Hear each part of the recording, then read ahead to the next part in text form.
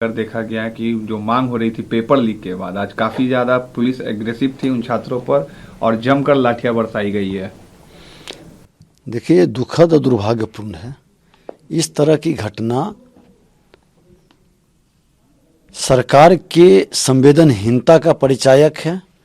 बच्चे जब शांतिपूर्ण ढंग से अपना जुलूस लेके जा रहे थे और उसको घेर कर जिस तरह से बर्बरतापूर्ण ढंग से लाठीचार्ज इस ठंड के मौसम में किया, उसकी क्या मांग था? उसको तो बच्चे को बुला करके गंभीरता से उसकी बात को सुननी चाहिए थी।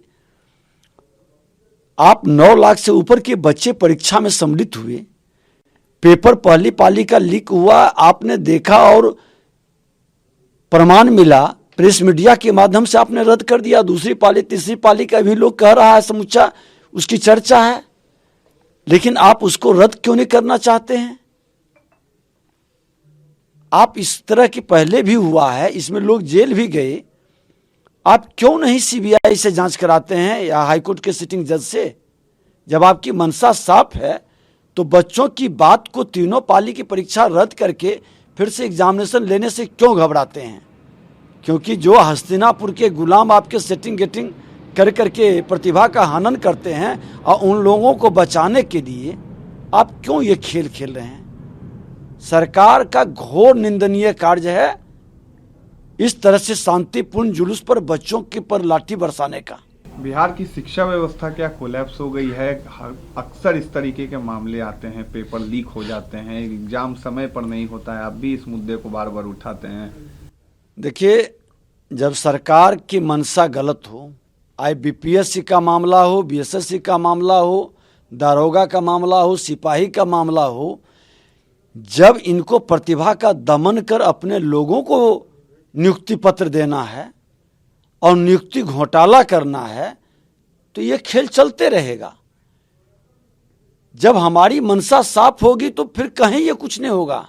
कहीं न कहीं सरकार में बैठे माननीय मुख्यमंत्री जी की मंशा साफ नहीं है, इसलिए इस तरह का खेल हो रहा है। सरकार में बैठे लोग क्या आपको 6-6 साल से सेक्रेटरी बीपीएससी में रखे थे और उनको वहां से हटा करके अमरेंद्र कुमार को आप उनको कार्रवाई करने की बजाय, उनके कामों की जांच कराने के बजाय उनको जिला देते हैं, पुरस्कृत करते हैं।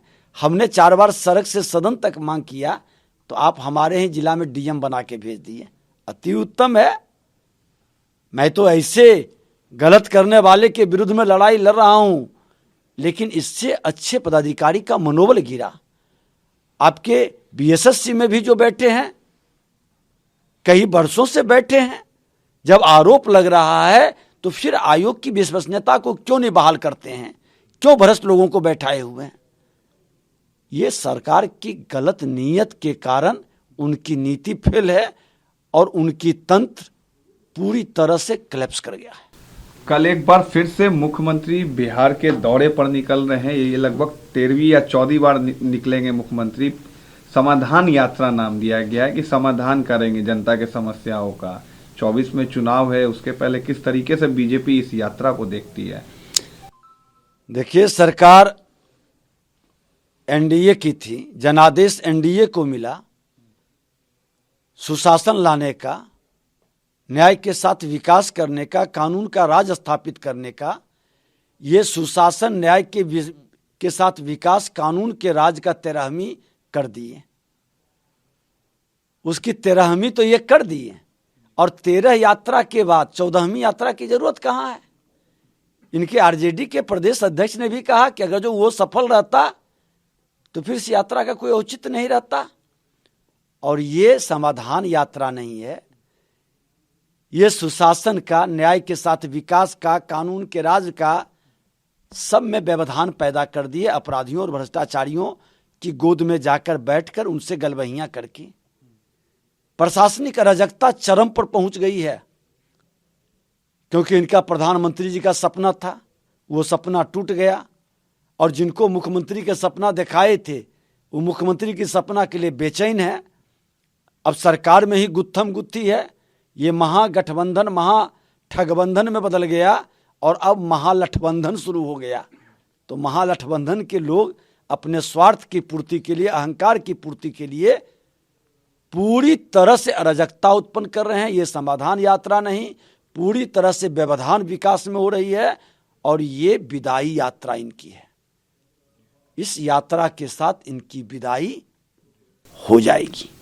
एक और बात है, कल से भारत जोड़ो यात्रा की बिहार में शुरुआत हो रही है और कांग्रेस के राष्ट्रीय अध्यक्ष मल्लिकार्जुन खड़गे आ रहे हैं। बिहार में कांग्रेस को क्या लगता है, रिवाइव करने की स्थिति में इस बार है? कुछ फायदा होगा इस यात्रा से कांग्रेस का बिहार में? जिसने भारत तोड़ा और जिनकी शब्दों से भारत के शौर्य प्रभावित होते रहे, जिनके शब्दों से भारत की वीरता, सांस्कृतिक विरासत छत विछत होते रही, वो भारत जोड़ेंगे? कोई लक्षण है भारत जोड़ने का? भारत जोड़ना है तो सांस्कृतिक विरासत पर गर्व करें, उनके बारे में जानें और उस ठहरी हुई विरासत को बढ़ाएं जो देश के प्रधानमंत्री नरेंद्र मोदी जी महामंत्र दिए हैं। सबका साथ, सबका विकास, सबका विश्वास और सबका प्रयास, ये सबका साथ लेके चलने वाले लोग हैं।